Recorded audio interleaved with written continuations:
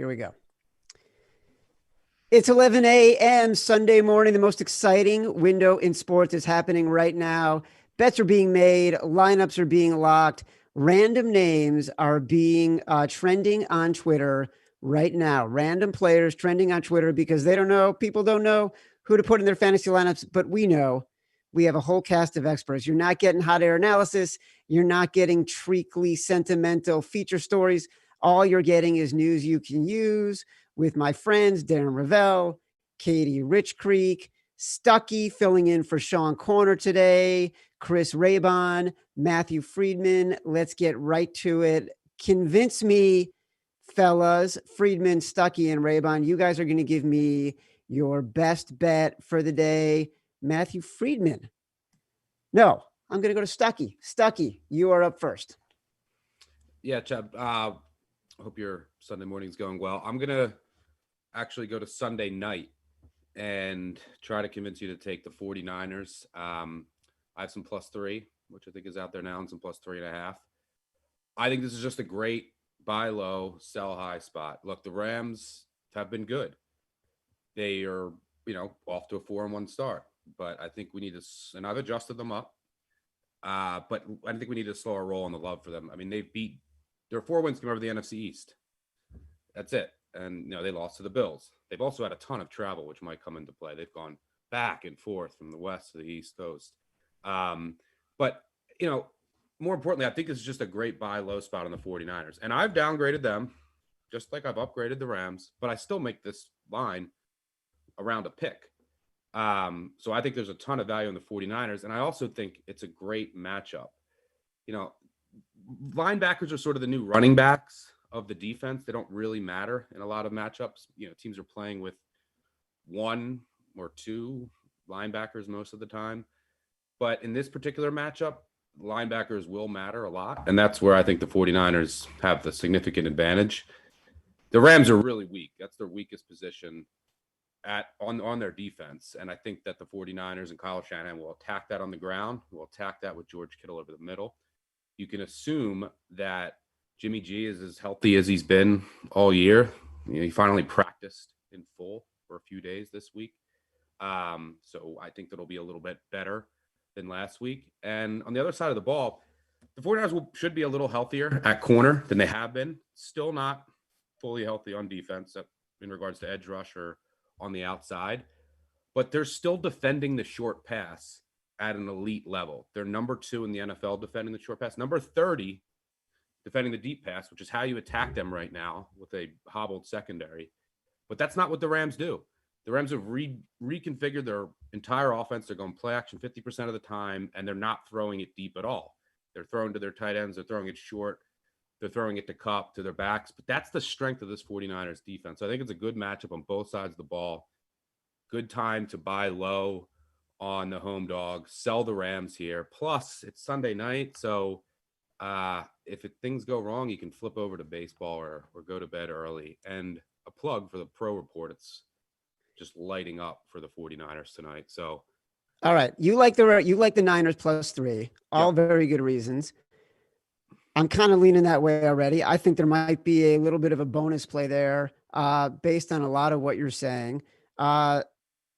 Friedman has been screwing with my head all freaking season long. It's kind of irritating me. Last week, you got me to bet the Cowboys at 7.5 when all week I not only liked the Giants as dogs, I liked the Giants on the money line.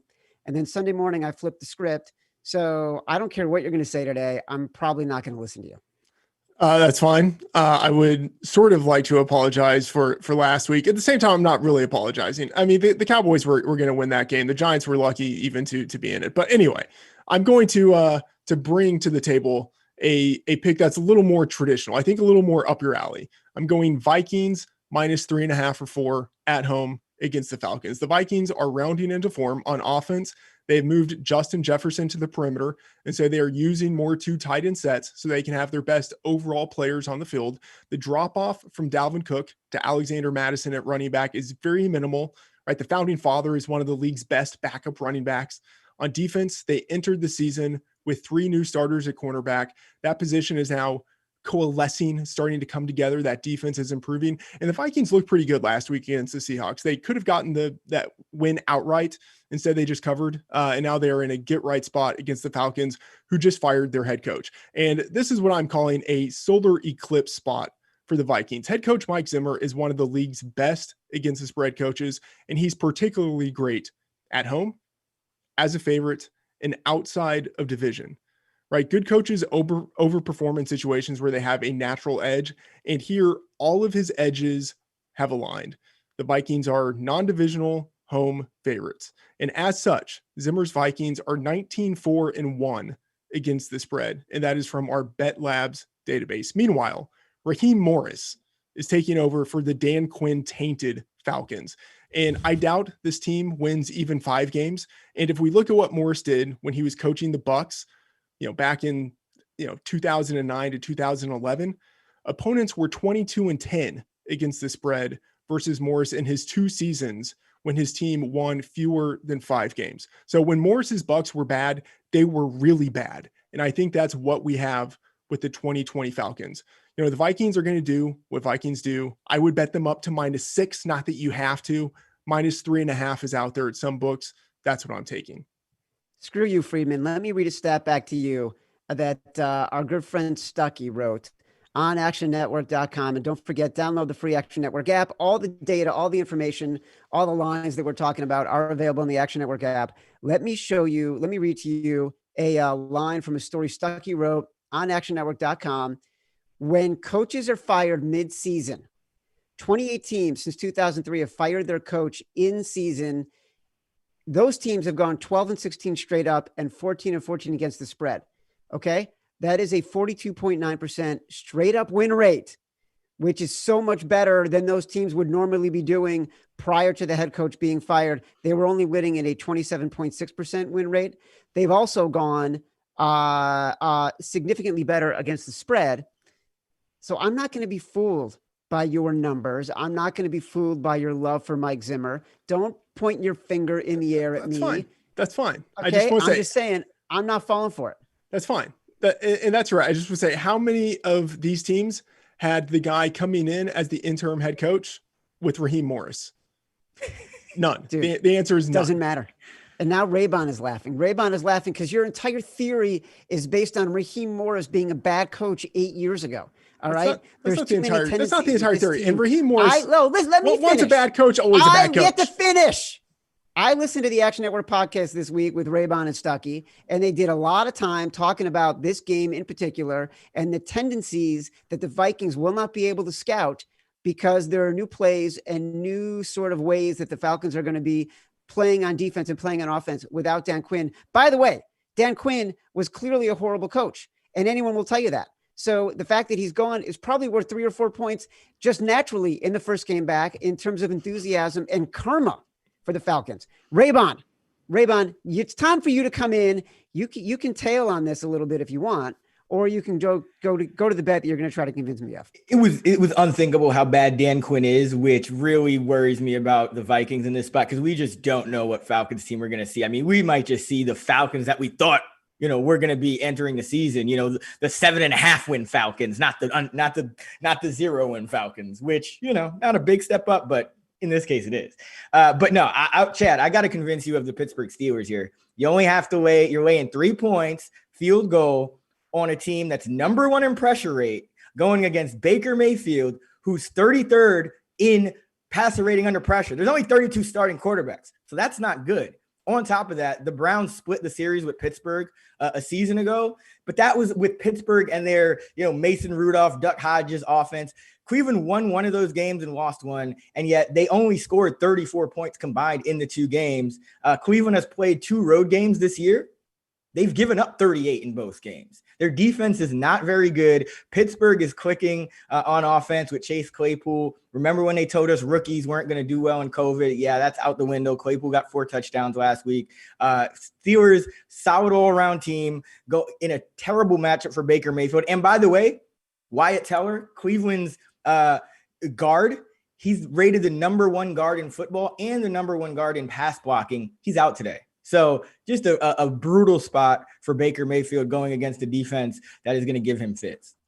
Listen, I love what you're saying, Raybon. And the thing I was most remiss about last week, maybe after listening to Friedman and going with the Dallas Cowboys at -7.5, was not sticking to my guns and going with the Panthers at +2, which is what you tried to sell me on. As much as I love the Niners at +3, and as much as I'd like to even sort of go off script and say I would take the Niners on the money line in this game. The Niners at +132 against the Rams. I'm going with Steelers -3.5. And I have a cool, crisp $100 bill that I stole from my son. It was underneath his mattress. He thinks I don't know that's where it is, but I took it. And I am going to put that on the Pittsburgh Steelers -3.5. Congratulations, Chris Raybon. You have convinced me. I would just like to say that I don't support you stealing from under your son's mattress. You know what? I do support you taking my pick. Listen, the kid's got to learn. He's got to learn that underneath the mattress is the first place any criminal is going to look. So maybe he just needs to find a better hiding place. Hey, I got a few stacks under the mattress too. Cat, I need to butt in. Fade Ravel this week. I'm 1-4. I am taking the Cleveland Browns, so this makes me feel yes. You really faded me on the Falcons last week, on the Panthers last week. Makes me feel really good about drinking 200 ounces of water if I lose this one. That's right. Chad, if anyone's still on the fence about 49ers, though, and want to fade you, they have the best grade in our new Pro Projections, which is a tool that compares models from our experts like Stuckey and Raybon to the real-time odds to give you those grades. 49ers are +3 against the Rams, but our consensus basically makes them a pick 'em. So if anyone is looking to fade you, just some more food for thought. They're not fading me. I'm on the Niners. Oh, shoot. Sorry. Like we always want to fade Chad. So don't worry, Katie. I like the spirit there. We're always fading Chad even when we're not. Okay, then just additional reasons. There you go. But Katie, listen, you always have break-in privileges, even if you're trying to make me look bad. I'm okay with that at all. All right, it's time to go to our next segment here. These are going to be fantasy burning questions. These are the questions that you guys sent in to Friedman and to Raybon. Corner is out this week, like I said. The first question, Matthew Friedman, the value of Cam Newton coming out of COVID. Yeah, I mean, there's a massive question here. What is he going to look like? How is the team going to use him? He's still looking to develop chemistry with his receivers, and the time off might disrupt that. How's he going to be used as a runner? That's really where his value lies with his rushing production. Is the team going to use him with a little more caution, look to ease him back in? And then, of course, this will impact how the team uses their other runners, Damian Harris, James White, Rex Burkhead. So if the team doesn't use Newton as a runner, then I think Damian Harris could have a big game as a home favorite, like, upside game, 100 yards, multiple touchdowns. If, though, Cam is back to his full self, if he's running the way that he was before COVID, then I think we're too low on him in our rankings. He could be a top 6 type of quarterback the way that he was before. Right now, we have him behind guys like Gardner Minshew, Matt Stafford, Ryan Fitzpatrick. All of those guys have great matchups, and there's this uncertainty about Cam Newton just because we don't know how the team's going to use him. And I think there's this bigger uncertainty in that Newton is the first real star to come back in the middle of the season from COVID. So there are questions about how he's going to perform, how the team is going to handle him, and that might give us some insight into what happens with other players later, if there are more COVID situations and they come back. So the burning question, how is Cam going to be used? How is he going to perform this weekend? I think it's going to be something pretty close to what we saw before, but I think they're going to run him just a little bit less. If for no other reason than they're big favorites, they probably won't need to use him all that much in the running game. All right, Raybon, you can follow up on Friedman's answer with Cam Newton, but you had a burning question. Obviously, the Jets have released Le'Veon Bell. Big news because they really just believe in Adam Gase. He's been so brilliant with that offense. Why not just get rid of probably the best, most talented player on that team? So instead, they're going with Frank Gore and LaMichael Perrine as their running backs. How do you feel about those two guys in the running back situation in New York against Miami? So right now I have Gore ranked. I have both of them ranked outside of the top 32, which isn't great considering we have there's a couple of teams on bye. There's a lot of uncertainty with the situation.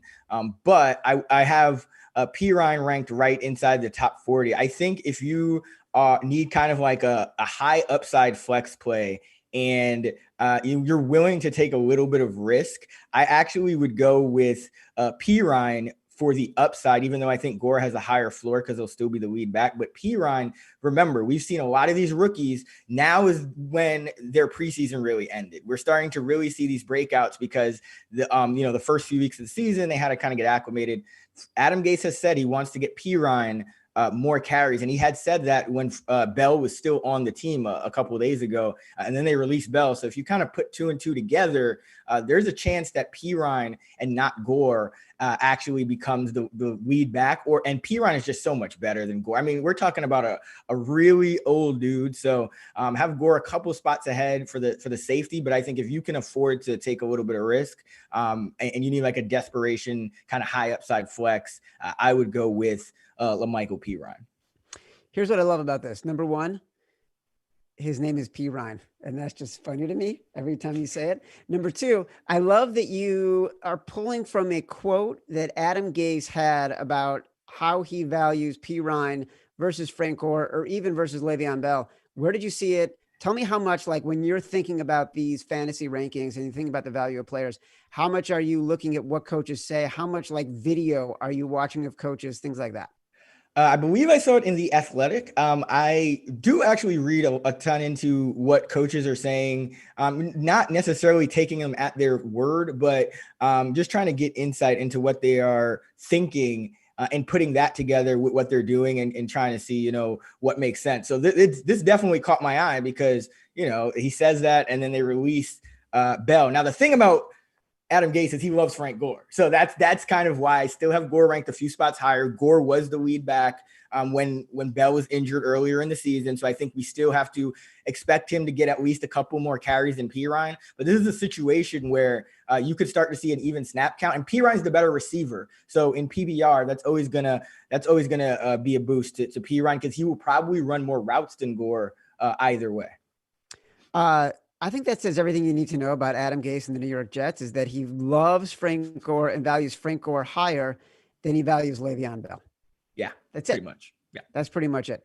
All right, let's go on. Is there any news that you want to break in on, Darren? I'm gonna save it for my segment, so I'm good. I'm gonna save it. We got some big things going on, so that's my tease. Interesting editorial choice you're making there. All right, then let's go on to our next segment. Sean Corner, as you know, he's known as the odds maker. He's one of the best odds makers on player props in the business, former Vegas bookmaker. He's out today, but in the spirit and of Sean being a valued member of our team, we're going to take his number on one player playing Sunday Night Football.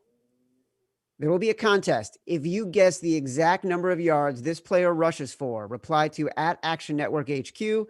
You may win $100 that I've stolen from underneath my son's mattress tonight.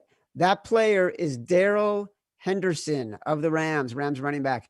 Will he run for more or less than Sean Corner's projected number of 46.5 rushing yards? Stuckey, Raybon, and Friedman, you are all to give me your guess. Stuckey, you go first. Yeah, this isn't my specialty. And by the way, I love what Raybon said about reading what coaches say, and you have to kind of take it with a grain of salt. They're not going to put everything out there. When I first started doing this, every coach in the beginning of the year says they're going to go super fast. College basketball, college football, we're going to be the fastest team ever, and then obviously they're not. But for this, I'm going to go under. You're going to get better insight from the experts following me, but it's the first time that I think the Rams are fully healthy in the backfield. So you're going to get maybe the distribution of what to expect, or that split is going to maybe give him fewer touches because he's been very good. the past few weeks. And I like the 49ers in the game. I like the matchup and what they can do against the run. So give me the under here. Raybon, talk to me. I have him going over. I have him at 54. It was kind of interesting to me that, even with, them getting healthier last year, Henderson still operated as that lead back. The situation is a little bit fluid, but I have him at 13 carries for 54 yards. Last week against the Niners, the Dolphins running backs, they had 28 carries, and the Rams have been essentially the most run-heavy team in the league. So there's a lot of carries to go around. So he doesn't necessarily have to kind of run away with the lead back role in this situation to hit that number. Friedman. I'm taking the under here. I do think it's close. I have this projected around 43.5. I do have Henderson still as the lead back, but I think it's going to be much more of a split than what we saw last week. Cam Akers looked pretty good. He was a higher drafted player. He's the bigger guy. And then after the game, Sean McVay said that they did want to give Akers a little more of a workload. So I think it's going to be Henderson by hair over Akers, but I think it will be a pretty split committee. And then, of course, Malcolm Brown also coming in and stealing some carries away from the other two guys. So I think it splits the pie fairly evenly. And that is why I will take the under. Here's what's interesting to me. Friedman, you put in maybe 100 player prop bets into the Action Network app this morning. Again, download the app. You can follow everything Stuckey is betting, everything I'm betting, everything Raybon's betting, everything Friedman is betting in the app. No joke, like this morning, my alerts were going off for you putting in player props nonstop for about 30 minutes. You and Raybon do this as well as anybody in the country. How is it possible? Like, he is seeing this at 54. You're seeing this at 43.5. In this case, Raybon, you're not listening to what Sean McVay is saying, but Friedman is listening to what Sean McVay is saying. How is like the delta for this 11 yards between you two? Raybon, explain yourself first. It's really like what, 2.5 carries, I want to say. It's not as much as it sounds like, but the reason I'm going with Henderson and kind of, it's not that I'm ignoring what McVay said. I actually think that Akers will see more work this week, but I think it'll come at the expense of Malcolm Brown. I thought it was like, from my perspective, if Akers comes back and Brown and Henderson had previously been splitting work, Akers comes back, Henderson has been the lead back, but he's still the lead back. To me, that says, okay, like they actually like this guy Henderson. I have him being a little more, his role a little more entrenched. And then Brown, he's been playing on a lot of pass downs. So I could definitely see them taking some of the carries away from him to give to Cam Akers. And Cam Akers has not been playing on as many pass downs. So you wouldn't expect him to get those reps that other way. So I still think Henderson is a guy that right now they're riding the hot hand, and it's Henderson. Chad, can I jump in with a question for Friedman? Yeah. Friedman, I know that you were like president of the Cam Akers fan club, and I loved him too coming into the year. Based on what you've seen so far, not just for this Sunday, but how have you changed, or maybe you haven't, your outlook on him longer term, maybe for dynasty players or just throughout the rest of the season? Longer term, I think it's still good. Rest of the season, I don't think he's going to have the explosion I was hoping for, because Henderson has looked so good up to this point, especially relative to what he did last year. So I think it could be a situation where if Akers explodes, maybe he puts Henderson back to the bench a little bit, and maybe Malcolm Brown is phased out fully, but it's not going to be the full-on onslaught that I was hoping for, at least this year. But long-term, I still think Akers could end up being the guy. Fair enough. All right. I like this. I like that. You guys went at it, and that's good. And someone, reminder, can win $100 that I've stolen from my kid if you apply to @Action Network HQ, and you've guessed the exact number of yardage that Darrell Henderson had. Last week, someone won $100 for guessing the exact number of yards that Kareem Hunt would have, which landed at the exact number that we had projected, which was 72, the exact number. Darren Ravel, do you feel like you're ready to contribute to the show at this point? I am. Okay. I am. Okay, so my first note is there has been a huge correction on the totals in the last 2 weeks. The under is 13, 15, and 1. But as you guys know, the public just loves the over and root for offense. So this was after the first 3 weeks of the greatest hit percentage for the over. Now it's at 55.3%, which is still, as you know, very good. Earlier this week, a bunch of sharps walked into the Superbook over a 24-hour period and hit almost every single under, which resulted in a half a point drop to almost everything. That being said, we looked this morning at where the money is at the more public books like DraftKings and FanDuel, and there is not one game on the under from a money percentage. So people are still killing the over. That's my number one hit there. I like that. Well, also not surprising. And, I know Stuckey and Raybon have talked a lot about this. They're not on camera right now, so I'm not going to throw to them. I'm not going to freak out producer Christina Ventura and ask her to bring them on screen. But on the podcast, on the Action Network podcast, they've talked a lot about sort of how they are trying to figure out this market, this overs market, how they are trying to readjust their numbers. It's really hard to do. And it's becoming one of those things where, like, I know for both of them, they've basically got like 1 or 2 plays at the most this week on the totals because it's just too hard to figure out which way to go. And I would tell you, even though I told you that they all moved a half a point down at the time, now looking at it, there are only 4 totals that have gone down from the original numbers. So we'll see. The second note I have is that I think the Tom Brady honeymoon is over. According to our pro numbers, the largest percentage of money in any game lopsided on a team is the Green Bay Packers -1. So that's a note. Obviously, I think Brady might have gotten the benefit of the doubt there, and now he's not going to carry the whole team. And That's idiotic, by the way. I don't care what everybody is saying. The right side in this game is the Bucs, and this line has moved so aggressively in such the wrong direction that if I had to make one bet other than the bet I'm making with Raybon and going with the Steelers at -3.5, or the bet I like with Stuckey and the Niners at +3, I love the Bucs today. Like that Tom Brady coming off a game where he forgot what down it was, and the public remembering that against an Aaron Rodgers team where everyone thinks they are amazing because they're undefeated and they've beaten bad teams except for the Saints, who I'm still not convinced are a team that can contend. I am taking a team like the Bucs that have a defense that is top 5 in everything, in every category you need. That is the first defense that Aaron Rodgers is truly playing against that can really challenge him. Give me the Bucs in that game. Okay, and I'd just like to tell you that my 2 biggest bets of the day are on the Green Bay Packers and the Cleveland Browns. Well, Darren, you and I are on opposite sides today. Okay. And I know who the world will be rooting for. That's true. Always against me. Even if there wasn't a Fade Ravel, even if there weren't a Fade Ravel promotion, the world would be rooting against me. Anyway, this is the last big item, and I know you're going to say I buried the lead, but we just kind of got this one in.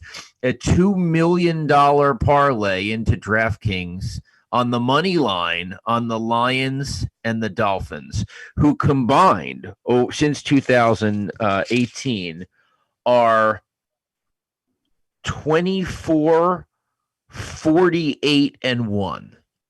I just don't, I just don't know.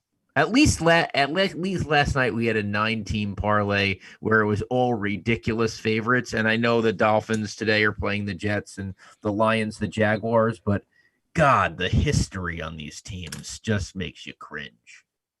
That is what I would call a misery parlay. That's it. Like that is a be miserable, be uncomfortable, hate your Sunday, feel sick to your stomach, and Godspeed to that person. I hope that person, by the way, no one around them today. No one. Godspeed to everybody. This has been Action Network Live. It's the most exciting window in sports is happening right now. Get your bets in, lock your lineups. For Matthew Friedman, for Stuckey, for Chris Raybon, for Katie Richcreek, for Darren Ravel, I am Chad Millman. Thanks for watching.